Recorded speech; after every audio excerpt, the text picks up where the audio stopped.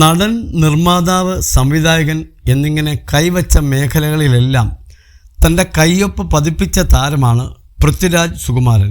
കരിയറിൻ്റെ തുടക്കകാലത്ത് നേരിട്ട സൈബർ ബുള്ളിങ്ങിനെ നേരിട്ട് ഇൻഡസ്ട്രിയിലെ മുൻനിര നടന്മാരിൽ ഒരാളായി മാറാൻ പൃഥ്വിക്ക് സാധിച്ചു. മലയാളം കൂടാതെ തമിഴ്, തെലുങ്ക്, ഹിന്ദി ഭാഷകളിലും താരം അഭിനയിച്ചു. 7 വർഷത്തോളം നീണ്ടുനിന്ന ആടുജീവിതമാണ് താരത്തിൻ്റെ പുതിയ ചിത്രം. ചിത്രത്തിനു വേണ്ടി പൃഥ്വി നടത്തിയ ട്രാൻസ്ഫോർമേഷൻ വലിയ ചർച്ചയായിരുന്നു. സിനിമയുടെ പ്രൊമോഷനുമായി ബന്ധപ്പെട്ട് ക്ലബ് FM-ന് നൽകിയ അഭിമുഖത്തിൽ താൻ വിജയങ്ങളെയും പരാജയങ്ങളെയും ഒരുപോലെയാണ് കാണുന്നതെന്ന് വെളിപ്പെടുത്തി. ഇങ്ങനെ ഒരു ചിന്ത തനിക്ക് വന്നത് ക്ലാസ്മേറ്റ്സ് എന്ന സിനിമയുടെ വിജയത്തിൻ്റെ സമയത്താണെന്നും പൃഥ്വി കൂട്ടിച്ചേർത്തു. സിനിമയുടെ വിജയവും പരാജയവും പൃഥ്വിയെ ബാധിക്കാറുണ്ടോ എന്ന ചോദ്യത്തിന് മറുപടിയായാണ് ഇക്കാര്യം പറഞ്ഞത്. സിനിമയുടെ വിജയവും പരാജയവും എന്നെ ബാധിക്കാറില്ല.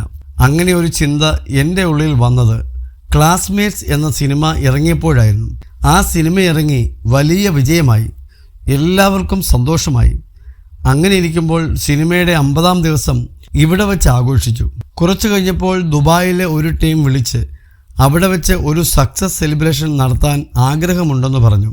ഞങ്ങളെല്ലാവരും 2 ദിവസം ദുബായിൽ പോയി അടിച്ചു പൊളിച്ച് സക്സസ് സെലിബ്രേഷനിൽ പങ്കെടുത്തു.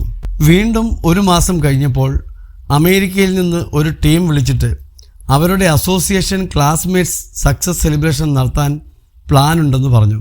ഞാൻ ആ സമയത്ത് ആലോചിച്ചു, സിനിമ ഇറങ്ങിയിട്ട് 3 മാസമായി, ഇതുവരെ ഇതിൻ്റെ സക്സസ് സെലിബ്രേഷൻ തീർന്നില്ലേ എന്ന്.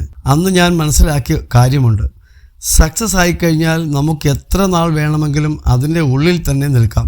അതിനുശേഷമാണ് വിജയവും പരാജയവും എന്നെ ബാധിക്കാതായത്, പൃഥ്വി പറഞ്ഞു.